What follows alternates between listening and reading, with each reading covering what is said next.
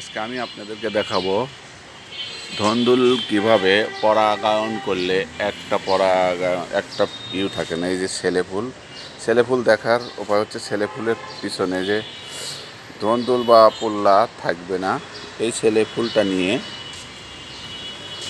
দেখেন এটা হচ্ছে মেয়ে ফুল। দেখেন এর এই অংশটা ধন্দুলে মানে বোঝা যায় মেয়ে, আর এটা হচ্ছে ছেলে ফুল, এটা খালি থাকবে না। এই পরাগায়ন করে দিলে এভাবে একটা ফুলও নষ্ট হবে না, প্রতিটা ধন্দুল টিকে যাবে। আরও ওই পাশে আছে, দেখাই। এই দেখেন এটা হচ্ছে ছেলে ফুলের ইয়া। এখান থেকে আমি একটা ফুল ছিঁড়ে নিলাম, নিয়ে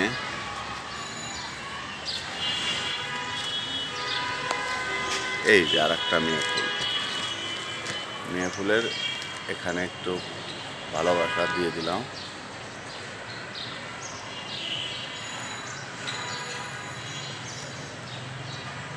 এভাবে পরাগায়ন করলে আমি আর একটা ফুল নিয়ে আসি। এই যে ছেলে ফুল, এই যে আর একটা মেয়ে ফুল।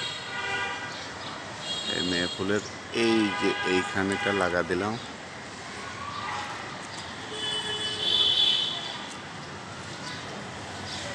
আসলে গ্রামে আমরা এগুলো করি না, তো ওই মৌমাছি বা কীটপতঙ্গের সাহায্যে পরাগায়ন হয়ে যায়। কিন্তু শহরে তো এই মৌমাছি বা কীটপতঙ্গ নাই, এই জন্য নিজেরাই যদি করা যায় তাহলে একটা মেয়ে ফুলও নষ্ট হয় না। তাতে কি হলো, আপনি যতটি ফুল আসবে ততটি, এই যে দেখেন এটা হচ্ছে এই যে মেয়ে ফুল, এই যে এই দণ্ডলটা আসছে, ততটি থাকবে, প্রতিটায় দণ্ডল হবে। দেখেন আমি কালকে করেছিলাম,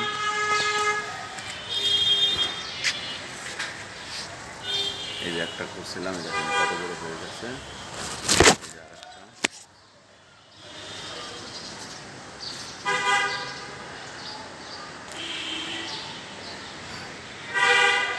যে আমার ধন্দুল গাছ এরকম হয়েছে, এই যে জাংলায় পুরোটা হয়ে গেছে। এখন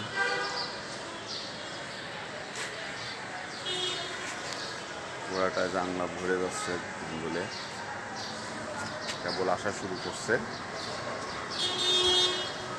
দোয়া করবেন, ইনশাল্লাহ প্রচুর ধন্দুল হয়, প্রচুর।